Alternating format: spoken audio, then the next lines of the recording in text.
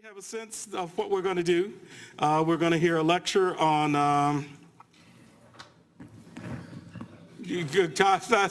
come on, say the words. Technology. Thank you. Cybersecurity. Yes, and policy. So technology, cybersecurity, and policy. Let me tell you one of the most amazing things in the world. Many years ago, when I started my undergraduate school, there was one large computer. It was a control data 6600. It was down in the basement of a math building somewhere on the West Coast. And we used punch cards. There was no network. There was nothing. And so it was really easy to walk in and play chess on that machine or to sit around and talk to the systems administrators, and nobody really cared. And then in about 2006, something really amazing happened. All of you have something called a smartphone. In 2006, Apple suddenly launched smartphones, and guess what? Bandwidth and all of that. And one of the major impacts was at the university level. Research One universities suddenly ran very quickly in order to, guess what? Catch up, to implement. And with it came all kinds of amazing things. And cybersecurity was one of the big ideas. And then today we have Dan Jones, who's going to tell us what happens at a Research One university as far as, what did you say? Cybersecurity, technology, and policy. And those three, have transformed the future. So please welcome Vice Chancellor Dan Jones, and there will be time for conversations. And oh, by the way, lots of job opportunities. Please, welcome Dan. Thank you, and happy Halloween, and hopefully I won't scare you away from working in security. So a little bit about myself. So up until about 6 weeks ago, my role was really just focused on security. At the beginning of September, my role changed a little bit. So now I oversee what is integrity, safety, and compliance. So it's the police department, emergency management. We're building a new compliance office, think policy, on the campus to coordinate all of the various compliance things that go on here, and then also security. CU, there are multiple campuses, so I oversee security, kind of coordinate for all the campuses, but in terms of the day-to-day actual work, my focus is both here on the Boulder campus, which is the flagship campus, and then also at system administration, where we can run all what we call the ERP systems. So the portal, the student information systems, those types of things. So we oversee security for that. So when I talk to my colleagues in the private sector and say, oh, you're working in security at a university, they go to two places. First, they go to, oh, you have students. They're the enemy. And it must be really hard to keep track of all the students. And I like this picture because it's the guy with the mandolin in the back. He's probably our worst threat, right? Yeah. The fact of the matter is, you all are here to learn, and particularly at this university in general, thank you. We don't have problems. So the other place that they go to is FERPA. That's the federal regulatory set of rules that govern how we protect all of your data. And it is true that we have students, and you're why we're here, and FERPA is a regulatory requirement that we have to live with. But in the world of federal regulations, FERPA is kind of the low bar. I'm sorry about if that bothers you in terms of your student information, but there are more things that we have to worry about. So when I talk about security at a R1 university, I really describe it in terms of this is like a small city. So every tenure faculty member, like the one in the back, is his own CEO. We're running, think of the Boulder campus as having lots of small tech startups. And we're concerned about all the intellectual property regarding that. As I talked about, we have a police station. We have a police force right across the way. So I have to worry about that. We have a medical campus, medical center on campus, as well as we have a hospital and a medical school. So we have to worry about HIPAA. And then, we have things like, you all have heard about LASP, and we're sending rockets up into space and sending a probe off to Mars. And that has lots of intellectual property, and the federal government cares about all of that and making sure that that doesn't get into the hands, at least that they think are the wrong hands. So there's lots of interesting challenges, as well as my laptop. So a little bit about the environment here at CU. So on any given day across the system, there are over 120,000 devices on the network. So that includes all those phones that talked about earlier, but everything from that to the supercomputer on campus. We have student residences, administrative networks, and all the research services that make this such an interesting place. We have a total of 18,000 accounts. So what makes CU unique, although you'll find this with other large universities, is we have accounts both for you all, for faculty, but alumni who graduate. And so we have to worry about those accounts. The data that we have ranges from student data to personally identifiable information, social security numbers, visas, things like that, HIPAA records, export controlled information, particularly in the research, and a new area this year is controlled unclassified information. That's really the federal speak for intellectual property that they find of value. And we also have life safety systems. So within that, one question is how, knowing that we have to secure that, and so I have to worry about security not only from a faculty member, the research missions that we might have, but then the systems that you have on campus. Just a few questions first for you. When we think about how we secure all of that, who wants to take a stab on, what do you think is required for, or should be required for a student's computer that's in the residence hall? I'll pick on you. There's no right or wrong answers. I guess just the basic security. I mean, like someone shouldn't be able to hack their stuff or phishing. Sure. Yeah. So awareness that good point. So the answer was in terms of when we're thinking about a student's computer in the residence halls, that a student in the residence halls probably needs to know basic things like patching their computer, but then also be aware about phishing. So that's kind of a low bar. Likewise, maybe you've got the same answer for the philosophy professor, but that person probably also needs to know about FERPA because they're handling student data. But then, the aerospace professor who's dealing with drones, is going to have a different set of things that they need to worry about. So all of that comes down to kind of the first thing that we think about in handling the security for CU is we can't have a one-size-fits-all approach. With 120,000 devices, I can't guarantee security for all of those, right? Most of those we don't own. They're your computer, your devices, and you're probably not going to like it if I come in and say, hey, can I have your phone? And I'd like to install some software on there, right? So that we probably won't go over well. So we need to have a layered approach that considers risk.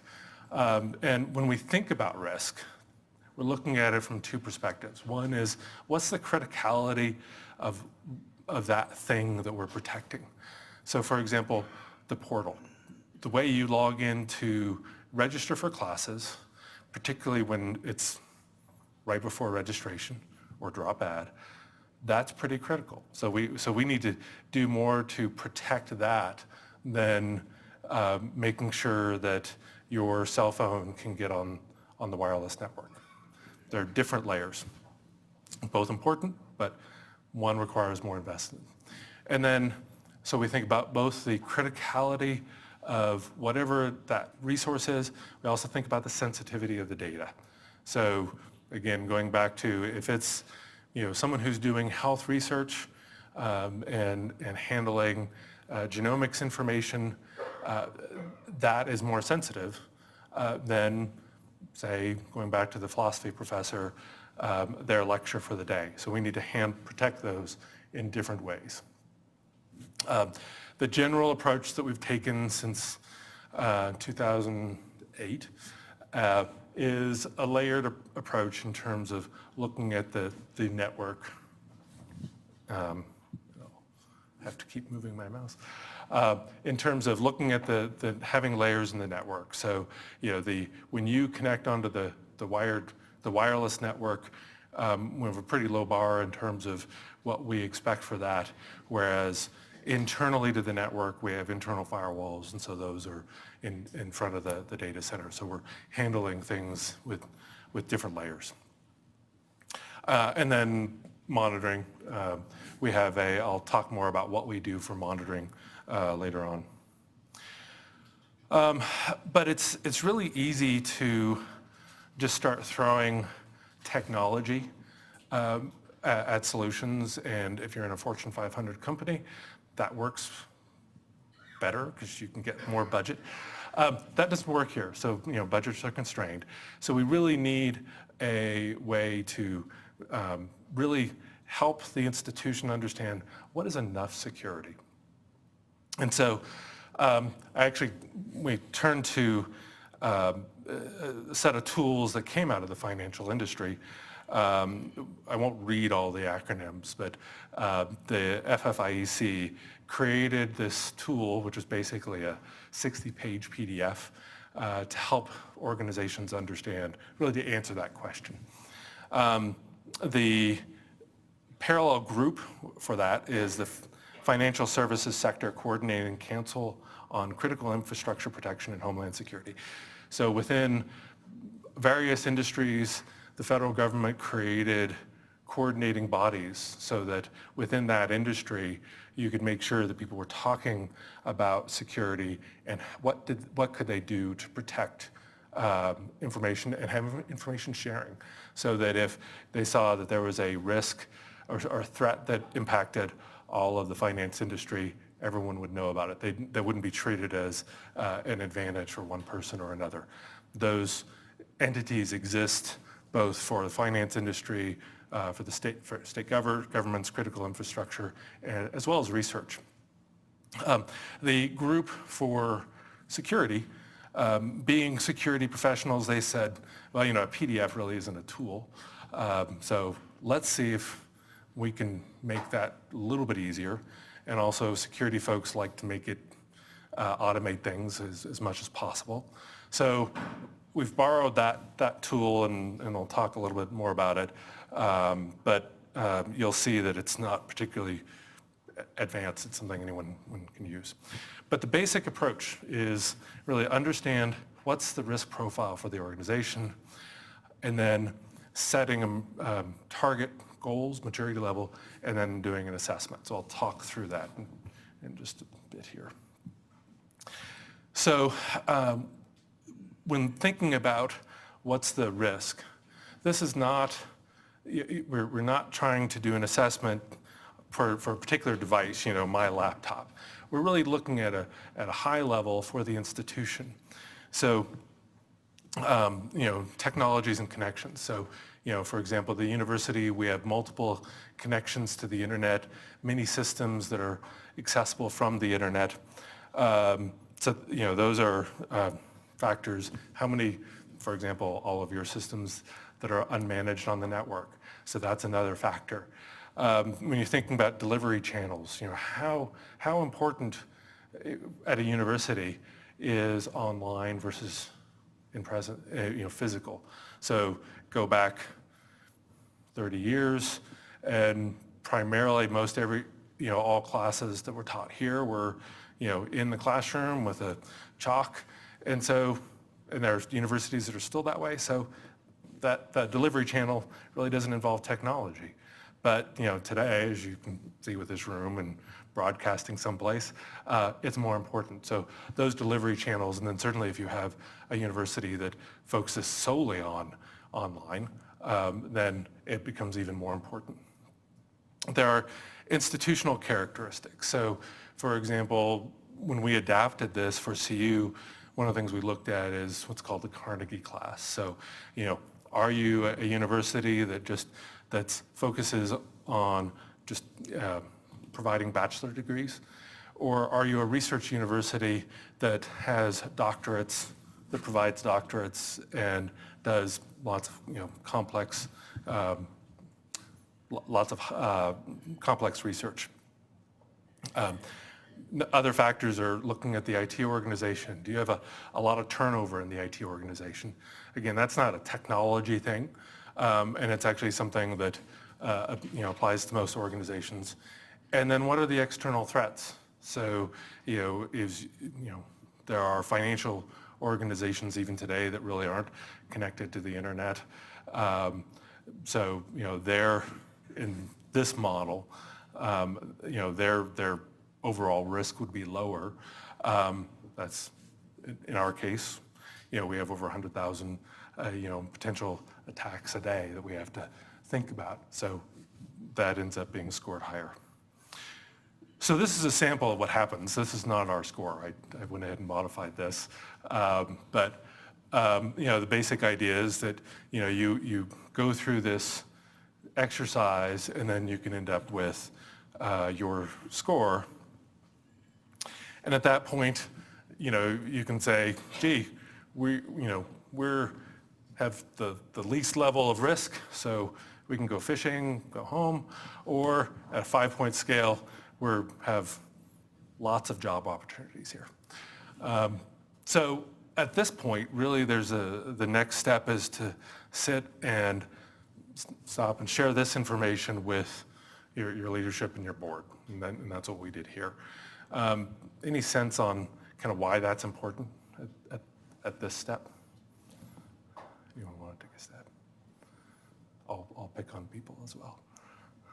Do you want to take a guess on why at this point you want to have the conversation with the board to say, here's the level of complexity our environment is, and to make the place more secure, like if the board is going to invest so much in the security, then they will know like what is the level right now and what it should be afterwards. Yeah, for just basic awareness.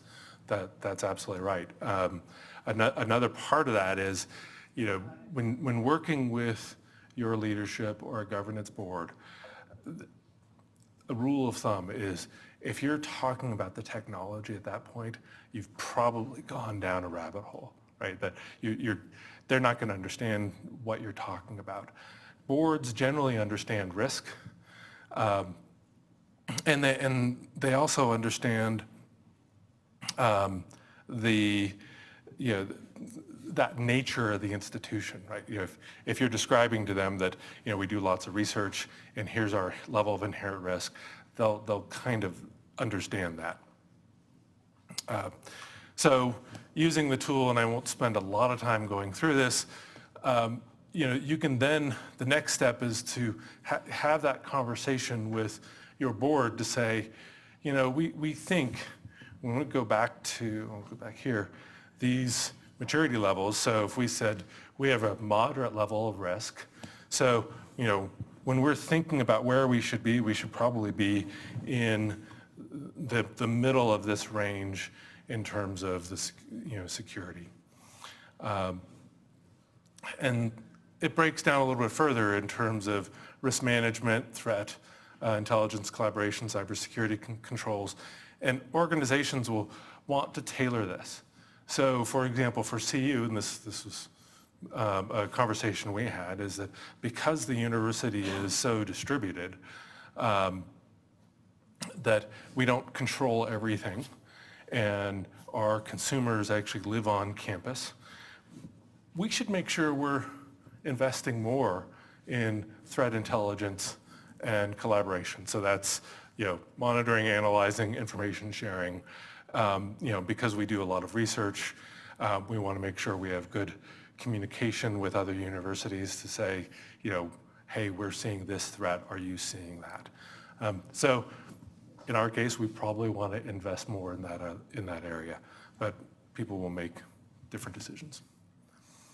And I'll talk about this in just a moment, but these are not kind of abstract decisions, right? When you talk about a maturity level, what I'll show you in a minute, that has concrete objectives that this particular tool that we're using helps us with. But the next step is really to assess the maturity. And so there are, in this particular tool, I had mentioned a 60-page PDF. That comes down to 400 and almost 500 different components to evaluate for the organization.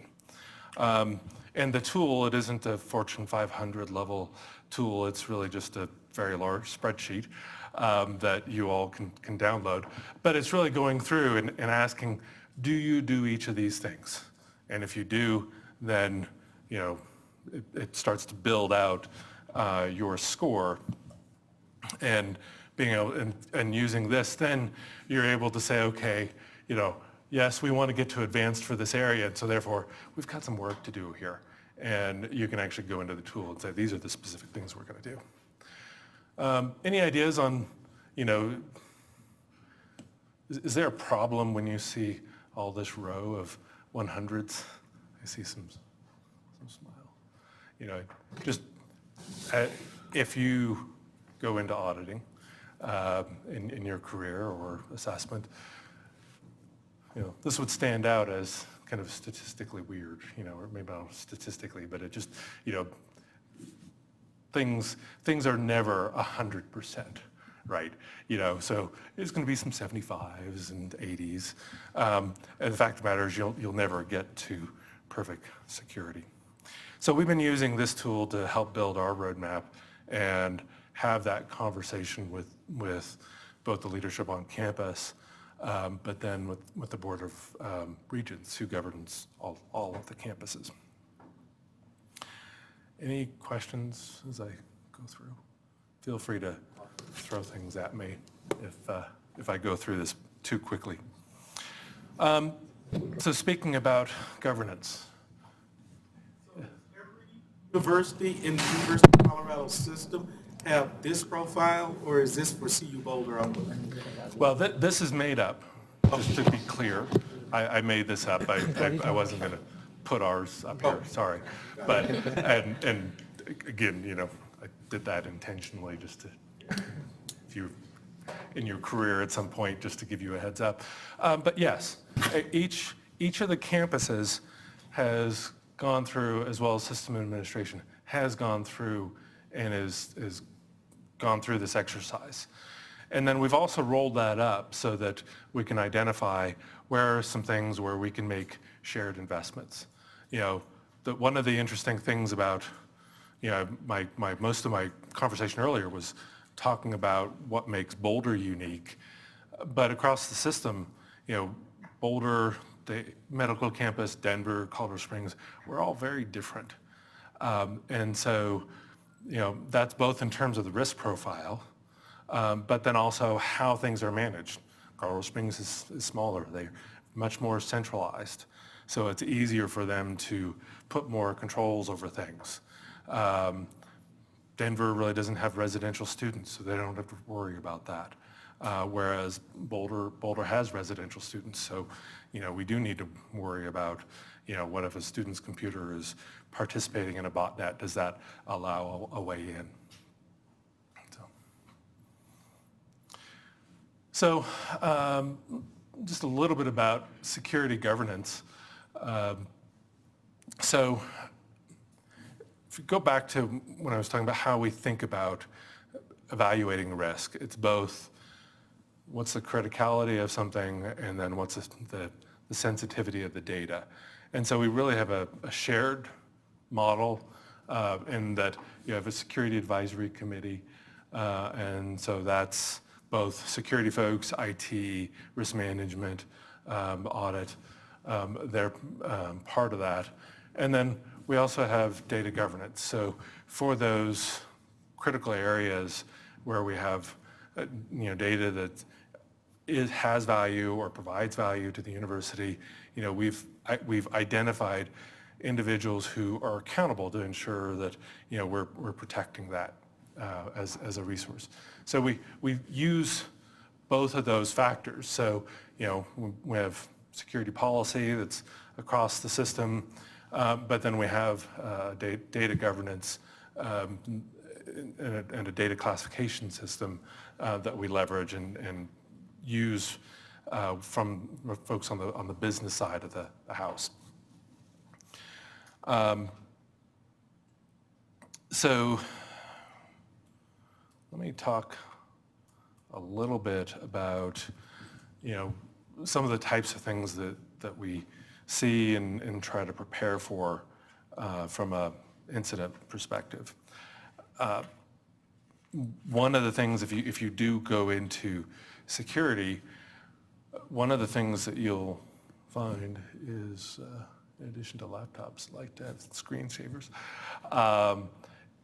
one of the things that'll be important is that you're dealing with crises on a fairly regular basis.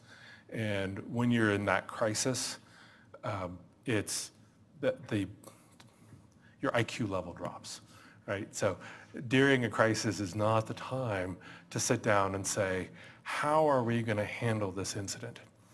I was talking to someone at another university from their board. They had a breach, and they brought in their security officer, who was fairly new. He had just been promoted, and they said, "What's our process?" And he said, "Well, we don't have one." So that's a bad day for that person, and it's really hard to come up with a process on the fly. So it's important to, when you have those processes, and then practice them. So this was actually a tabletop scenario that we pulled together and that we've used with leadership as well, because when you're handling an incident, you'll be working both with the security folks, technical folks, but then you'll need legal in the room. You'll need your PR person in the room. Compliance folks will need to be there. And when I say in the room, you actually may want them in separate rooms so that the people handling communications can do that, and the people doing the investigation can do their own work. So, and this is, I say, this isn't something that's happened to us. It's happened at other universities, and it's certainly realistic for our environment. And the starting point here was real. In August of 2017, there was a warning that went out to universities, particularly research universities, where there were targets, where people were targeting their websites. I think in this particular case, they were targeting Drupal. And so in this case, the attacker gains access to a web server using a Drupal vulnerability. And then they're able to pivot that into the rest of the environment. So, they're scanning the campus network, maybe the data center from that particular server. At that point, they're able to get in and find that, hey, there's another web server. Maybe it wasn't available to the internet, and maybe because it wasn't available to the internet, they haven't been patching it as much. So they get into that and find out that there was sponsored research. So at that point, once we've figured out that, hopefully in this case, we've had that warning, we've discovered the breach fairly early on. That's one of the things that people measure in security is what's the time to discovery. If you can, there are cases where people discover that something's been compromised for years, where in some cases the attacker actually got in, compromised the system, patched it, and was running it on behalf of the university for years while they were using it for their own purposes. So that happens. but hopefully we've discovered it fairly early on. At that point, my team will use whatever data we can get access to. We may look at email logs, network logs, firewall logs, really to determine the scope of the attack. Again, starting from that first point where you have the first server that we saw was compromised, and then we'll go through and we'll have to look at what else was that system talking to across the rest of the university. And then you can start to see that that's pretty time consumptive. But we'll just have to follow all of those leads.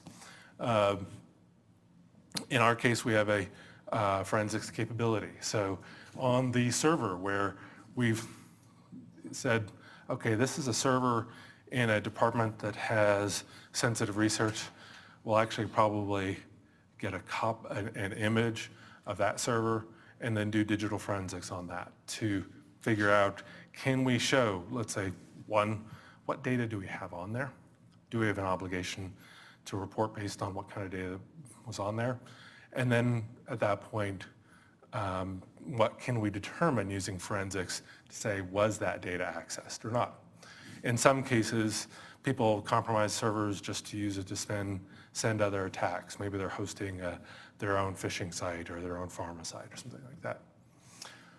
And then we have a formal process where we bring together that team that I talked about earlier with, the legal, compliance, the communication folks to handle all of the communications. Because in a case like this, it's not only, let's say we did figure out that, it was a breach involving student data or health data because of the type of research, we would have an obligation to provide notification to the individuals.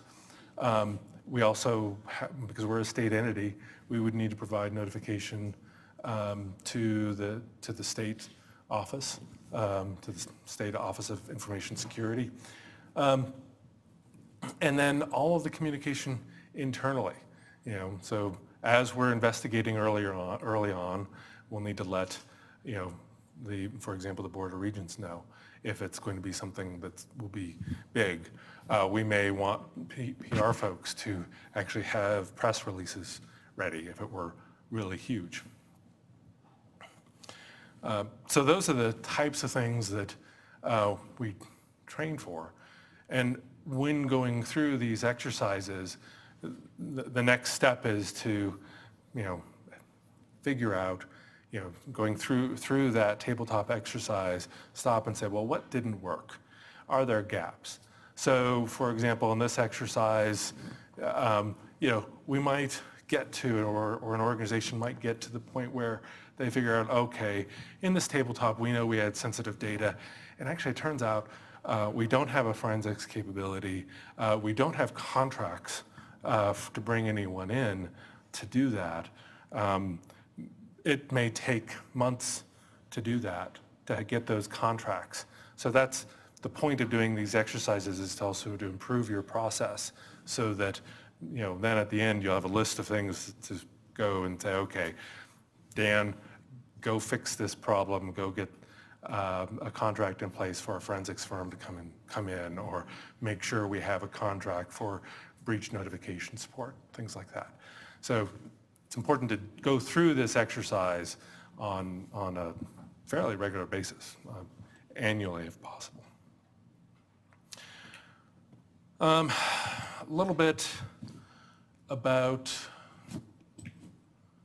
just our organization. So I stole this from another presentation, but so across the system, we have presently 23, actually 24 starting tomorrow, security folks.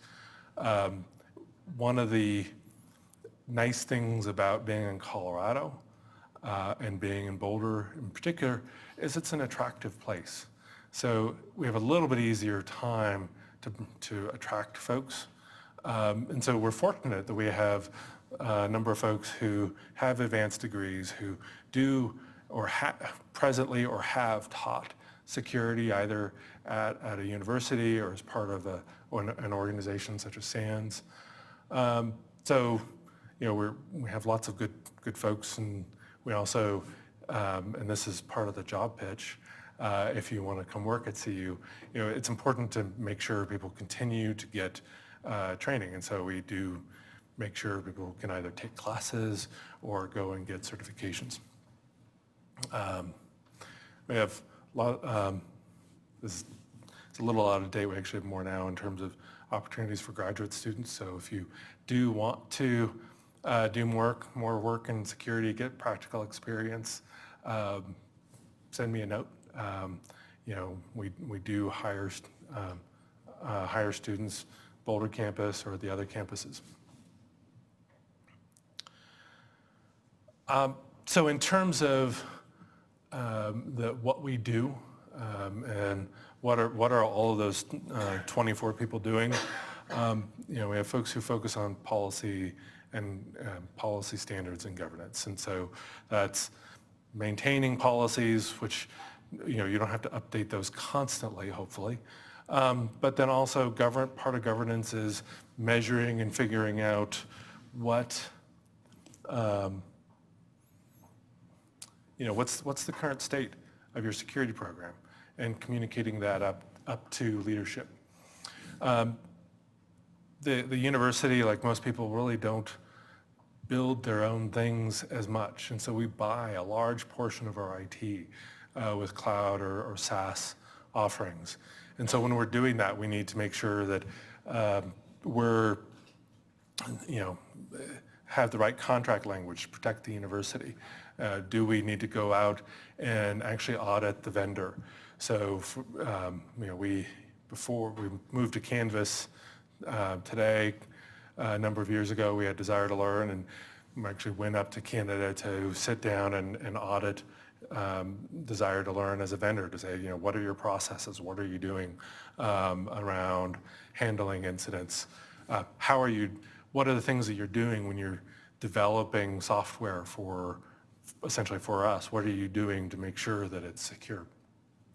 And then when we are developing things, and we're partnering with the rest of IT as part of the project process to make sure we're addressing security.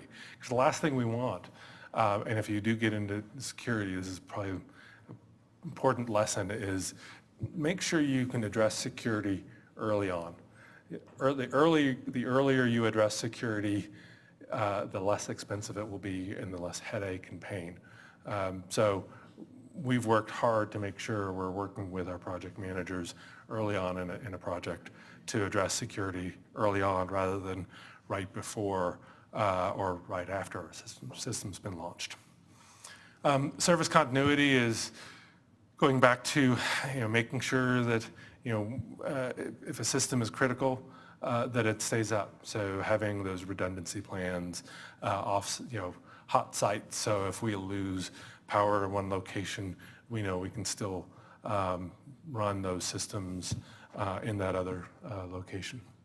Training and awareness. We had talked earlier about making sure people are aware about phishing. One of the things we're doing right now for employees and not students today, but we're going to launch that at one of the campuses here soon, is doing what we call phishing assessments. That's euphemistic for we're phishing our own people. So we're sending out phishing messages, and then if someone falls victim to that, maybe victim's the wrong word, but if they click on the link, then they get a timely message saying, hey, remember security, remember these are the things you want to watch out for. So we've been doing that for 3 years and kind of gradually increasing the level of complexity for that. Yes, sir. And students, or is it just? Right now, on the Boulder campus, it's faculty and staff. The plan is to start to roll that out for students for all the reasons that you brought up earlier. The students also need to know about the risk for phishing, the potential for a compromise. Because one of the things, a big change that we've seen in the last couple of years is when someone gets someone's account, it used to be someone would steal that account and then just start sending out more phishing But now people are using that to actually, they'll log in to the portal to say, well, whose account is this? Is this someone that's of interest to me? Maybe this is a graduate student in aerospace. And so maybe I can use that to send an email to the professor. So we're actually seeing more cases where people are reporting saying, I got this weird message from Dan. It didn't sound like Dan. Dan doesn't normally ask me to arrange a wire transfer. So do you want to take a look at that? And then it turns out, Dan's account was compromised. So we're seeing a lot more of that, and that's part of the reason why I want to extend that to students. Intrusion detection and response. So we have multiple layers in terms of how we detect incidents. Not only is part of the internal, we have a border firewall and we have internal firewalls and monitoring there. CU actually has a separate intrusion detection cluster. It's one of the larger ones in the nation using, it's called Bro IDS.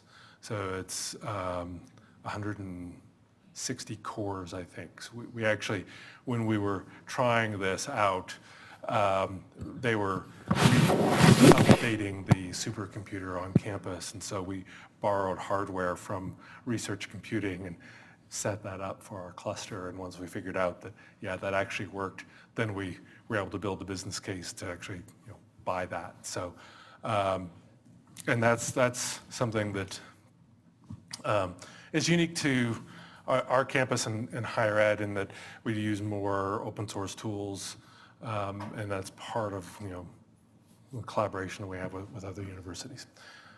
So intrusion detection and response, forensics, investigation, and support. So not only in the case that I described earlier, where we had a compromised computer, we also, being an institution, essentially a large business, we do investigation support for other people. So if there's a harassment claim, we'll work with HR to actually do the investigation, maybe, because so many things are digitally related now that we may need to create an image of someone's phone or laptop to show that whether there was harassment or not. We also do most of the, well, not most, we do a lot of the digital forensics for the PD here on campus. So, if something bad happens, if there's a crime, then we'll help them using the resources that we have. Vulnerability management and penetration testing. So going back to that scenario that I talked about earlier, hopefully we're discovering the vulnerable systems before they're compromised. And so we're doing scanning of the campus, looking for those systems. Because we're so decentralized, we don't manage everything, so we're going to those folks saying, hey, can you fix this? And then increasingly penetration testing. So, vulnerability management is typically doing automated tools to go scan and see, looking at the low bar, is this patched? Penetration testing is actually taking the next step to say, hey, it looks like there's this Drupal vulnerability. It looks like Drupal hasn't been patched. Can I actually exploit that and get into the system? Network security, that's firewalls, network authentication. So when you get on the network, and unless it's guest network, we prompt you at some point to tell us who you are. And then a new one, research cybersecurity, which is really kind of a whole program in itself that's focused on research. So as the university is doing more sensitive research, and as the requirements from the feds are increasing, then we've spun up a whole program for that. So I've talked about challenges. It's more than just FERPA and you all. It's the whole environment. It's really a small city that we have to worry about security for. Talked about the approaches that we want to be risk-based. That helps us target where we do our investments. But some of the rewards is just working at the university. So, we had an incident with a researcher who's doing, really cool research, and, that it was a small breach. Because we were able to help them respond quickly, it didn't impact their research. And so 6 months later, I was pulling out a magazine and saying, oh, hey, I recognize this person's name. And this is someone I helped. You get to sit down working at a university. You'll probably be able to sit down and work with folks who are doing some really cool things on campus. So that's the biggest reward in terms of, for me anyway, working at a university. Also just working with, you all and the students that come and work with us. So questions, and I think we're just about out of time, but. So let's thank our speaker, please. Oh, looked like there was one question. Well, we do have time for a question or two, and so please, a question or two. Technology, cybersecurity, and policy. What was the worst incident case scenario that CU faced, and how did you handle it? So the worst case that we've had was actually back in 2006, and so there was a particular vulnerability. I think it was actually involving some backup software that was on lots of servers, and so someone got into the campus remotely and then was able to figure that out, and because of that we had a data breach, and so we actually sent out notifications to 32,000 students whose data was impacted on that. We used that, and what I will tell you is never let a good crisis slip away. And so we were able to use that to help show that, we really need to make more investments. So in terms of how did we respond to that, that was when we got support for putting in firewalls at the border and inside of the network. That's when we were able to get support for building out an information risk management program, so that we're actually working with departments and say, what are you trying to buy? What's the sensitivity of the data? Oh, it's really interesting. You want social security numbers. Well, why do you want social security numbers? Maybe we could save us all a lot of money and reduce some risk by using something else. So that was how we responded to it. It was in addition to the sort of crisis management piece. Fortunately, we had a process. We had a relationship with a vendor that we brought in to do forensics, and then from there we really expanded the security program. So. What is your biggest challenge when getting buy-in from the broader organization to institute these new security policies and practices? I think the biggest challenge at a university is just resources. I mean, state funding is, I think, for the Boulder campus is somewhere around 3%. And so I've been fortunate in that, when we go and we show here's the risk, it's typically the answer is not, no, we can't fix that. It's, okay, let's build a roadmap. It may take a few years. So for me, the biggest challenge is changing the language. So rather than saying, here's this technology we want to implement, it's here's this risk we want to solve, and here's the plan over multiple years to solve that. Okay. So what I'm hearing is that there's a constant battle between folks who want to penetrate a system and folks who are trying to protect it. Yeah. And so as you get smarter, they get smarter. Yes. And it constantly ratchets up. And so that says that there are huge job opportunities for people in this room as you look forward. Yeah. But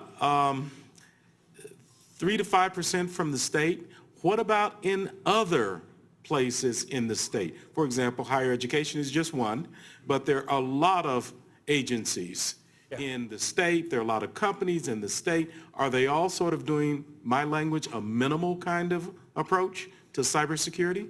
No, I mean, it really does vary. There are some, I think in general, the private sector's ahead, depending on the industry, right? And, the state government, the state, they've done a lot to improve security.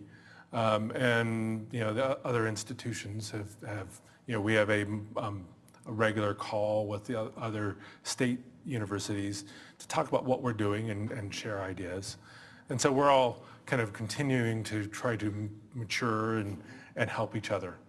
So I don't know if that answers your question. It sounds like a constant battle. It is. Good. So other questions, comments, assertions, philosophical entreaties?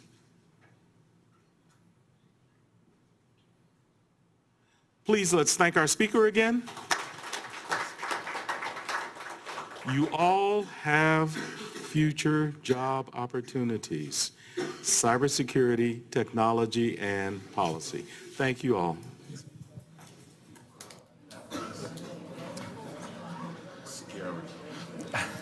Oh.